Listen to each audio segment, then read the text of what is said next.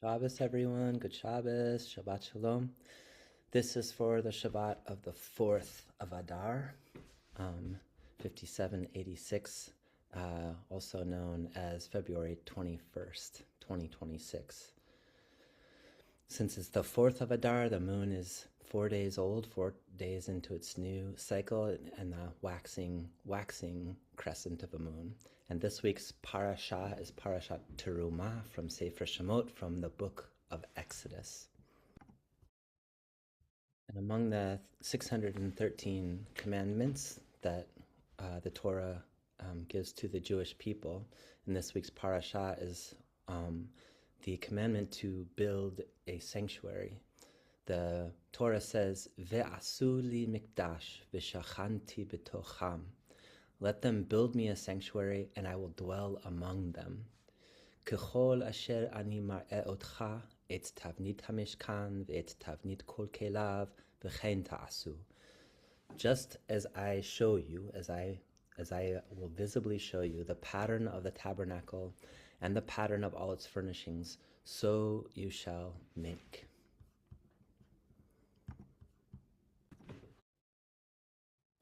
In its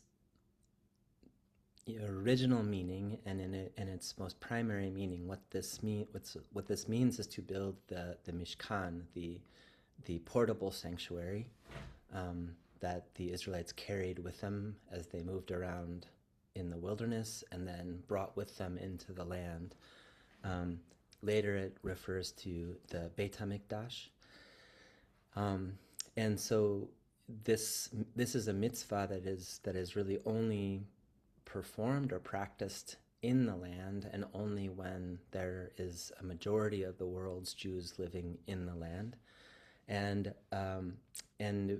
we really say that it will only be built, another temple will only be built in the days of the Mashiach.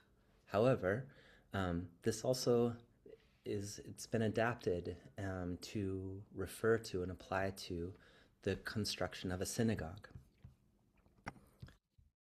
So the Rambam, for example, says, Kol makom sheyesh bo 10 Yisrael tzarich lahachin lo bait sheyichnassu bo litfila b'chol et tefila umakom ze nikra beit hakneset. Wherever 10 Jews live, it is necessary to establish a place for them to congregate for prayer at the time of each prayer service. And this place is called a Beit Knesset. So it is a matter of halacha for the Rambam that the communities are required to build a synagogue for themselves as long as there's a minimum of 10 people there. So part of what the legal codifiers refer to, one of the things they refer to establish this idea of building a sanctuary that's outside of the Mishkan is a verse, or outside the Beit HaMikdash, is a verse from the book of Ezekiel. The prophet Yechezkel says, Lachein emor ko amar Adonai Havayai, ki hirchaktani, kir hichaktim bagoyim v'chi hafitzotim ba'aratzot, ve'ehi lehem lemikdash ma'at ba'aratzot asher ba'u sham. Therefore, thus says Hashem Elohim, although I have cast off the people of Israel amongst the far nations, and although I have scattered them amongst other lands, I have been for them a little sanctuary, a mikdash me'at, in the countries where they have come. So the Talmud hears this phrase and says, Va'ehi lahem lemikdash ma'at, I have been to them a little sanctuary. Amar Rabbi Yitzchak, Rabbi Yitzchak says, Elu bate knesiut uvate midrashot shebevavel. This little sanctuary, this phrase little sanctuary refers to the synagogues, the bate knesiot, and the study halls of Babylonia. So the bate midrashot. So from this verse, and then the way that the Talmud, the Rabbi Yitzchak sees this verse from Elias, from Yechezkel, the practice of synagogues is sort of rooted or substantiated in these verses.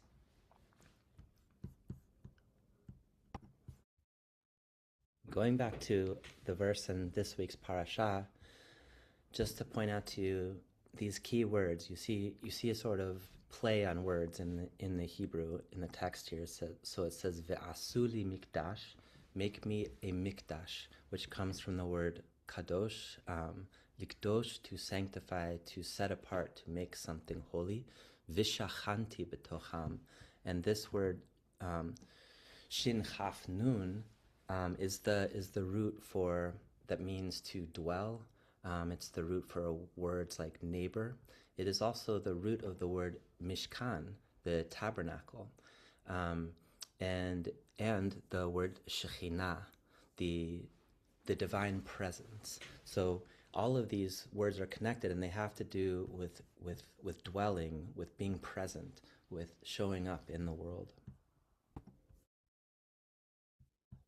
So you see in the next part of the verse where it says, exactly as I show you, the pattern of the tabernacle. So tavnit hamishkan. So here's the word for hamishkan, the name of the portable sanctuary, which comes from that same shoresh, shin kaf nun. So here's that's the play on words, which leads the midrash, or the midrash then makes these important connections here, where it says, for example, in the midrash Tanchuma on this verse, ve'asuli mikdash v'shachanti petocham, make me a sacred place and I will dwell amongst them. L'chach kativ mishkan ha'idut. That's why it's called mishkan ha'idut, the tabernacle of the testimony. Sheha mishkan me'id sheha be'Yisrael. The Mishkan testifies to the fact that the Shechinah is present with Israel. Is you might say Shechinah is in Israel, with Israel.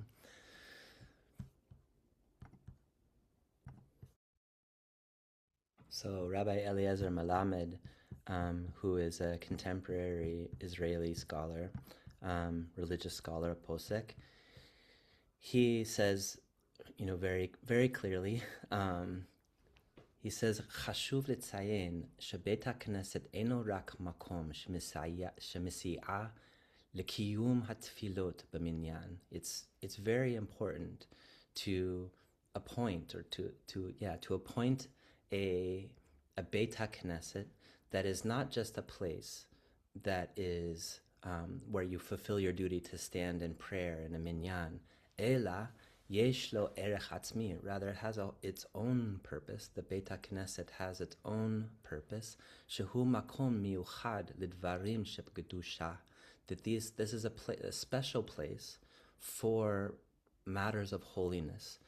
And then he says, "V'hashchina shorah bo umitzaveh gdola livnoto." The Shechinah, the divine presence, is there, alights there, and it is a very important commandment, he says, to build a Beit Knesset, a synagogue. Shene'emar, as it says, and then he quotes our verse, "Ve'asu li mikdash v'shachanti betocham." Build a sacred place and I will dwell among them. So he's applying this verse now not just to the Mishkan, but to a synagogue. And he is also applying the concept that the Shechinah is present in the Mikdash, or in the Mishkan. It is also the exact same purpose as a synagogue, to create a place wherein the Shechinah is present.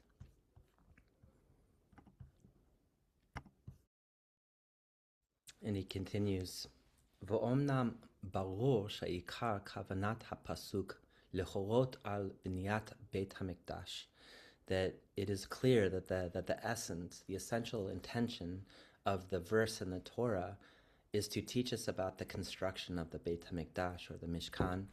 Aval anaf שמתפשט ממצווה זו הוא המצווה לבנות בית כנסת. But a branch, he says, that spreads out from this mitzvah is the mitzvah to the commandment to build a synagogue.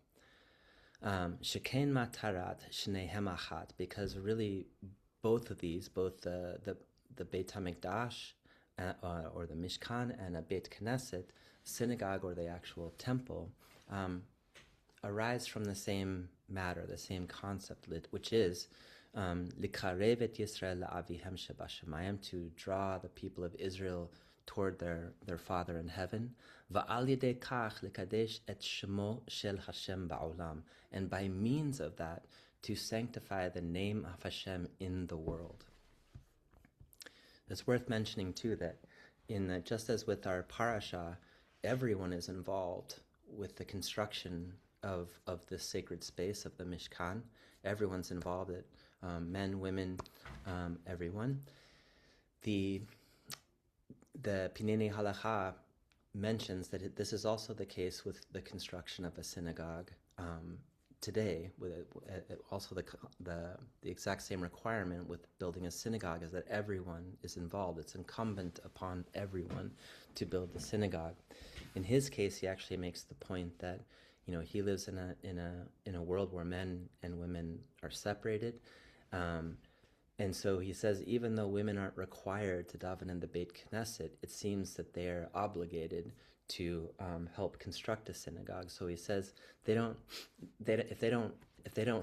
have to be involved with it if they don't want to, but it is incumbent upon them. In communities like ours, where men and women are expected, like all genders are expected to daven in the shul, then it's really incumbent on everyone to build this sacred space. But just to pause here for a moment and note that what is being expressed here is that the synagogue becomes a substitute. It becomes a mikdash ma'at, a substitute for the Beit HaMikdash and the Beit HaMishkan. So, for example, Rabbi Jonathan Sachs refers to the synagogue as is Jerusalem in exile.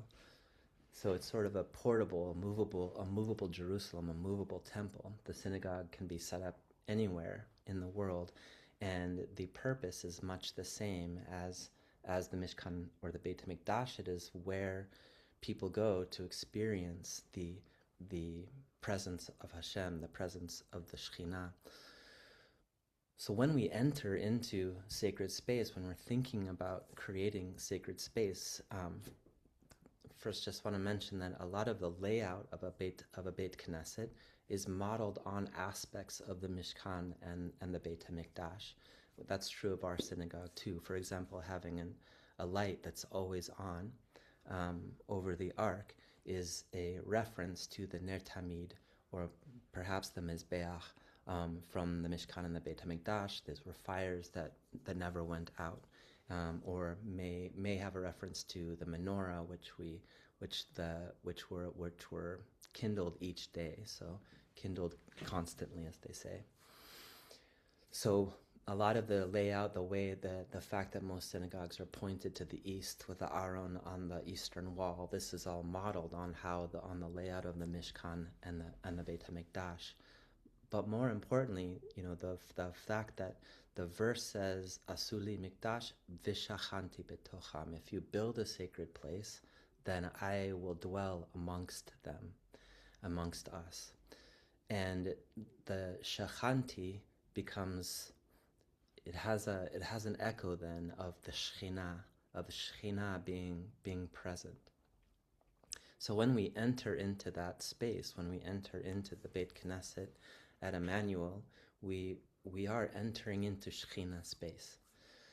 So there's a lot that's said in our classical literature about how we conduct ourselves when we are entering into holy space. But the point that I wanted to make here just is that we are coming together when we step into the Beit Knesset. We are stepping into Shechinah space. Now, there's something really interesting about that because we say, for example, "Va'ani tefilati lecha Adonai et ratzon, o Elohim berov chastecha aneni be'emet ish echa." The first part of that says, "Va'ani tefilati," when I am in prayer, let my prayer come before you at an et ratzon, a desirable time, a time of desire, which is really about a desire to draw close, to be in deep connection. And the Gemara, the Talmud asks, what is this et ratzon? And the answer is, et ratzon is when there is at least a minyan in the room. So now you have this very interesting thing that an et ratzon, when there is this desire and this possibility for connection, it is deeply connected to the people who are in the room. And the truth is that the lines in our classical literature between the people and Hashem becomes really blurred. Like, where is Hashem where is the presence of God in this space when you enter into the sacred space? Is it in the space itself, or is it in the relationships between the people, or is it in the prayer? And the answer seems to be it's all of them. So, for example, when we say "Ve'asuli mikdash v'shachanti b'tocham," it's noted in the Midrash that it doesn't say "V'shachanti b'tocho," that I will dwell in that Mishkan. It says "V'shachanti b'tocham," I will dwell amongst them. But actually, very literally, b'tocham means I will dwell within them. So if you build me a sanctuary where people can gather to pray and to study, then the Shechinah dwells within the people. So there's something inherent about the connections between the people and the presence of the people in the room and the presence of the Shechinah. Now, of course, it also matters how people engage that space. Do they walk into that space as sacred space? Do they walk into that space in a less reverential way? And that's an important consideration. But when people in this iteration of these teachings, when you walk in with an intention to enter into holy space, that in some way you become indwelled by the Shechinah. The Shechinah then dwells within you and dwells within the room, dwells within the relationships between the people in those rooms. In fact, the Psalms say that Hashem is sort of riding on the prayers of the people of Israel. So it's all these statements, and like I said, the lines become blurred. Like, are we talking or praying to some God that in the sky, or is it a God in the room? And the answer is yes, both. But for today, what I'm sharing with you is the idea that the presence of God is inherently connected to our presence in the Shechinah, in the sanctuary, in the Beit Knesset, and that is partly dependent on how we enter into that space. How we meet the Shechinah there depends on our intention to enter that space to meet the Shechinah. All right, everyone, Shabbat Shalom.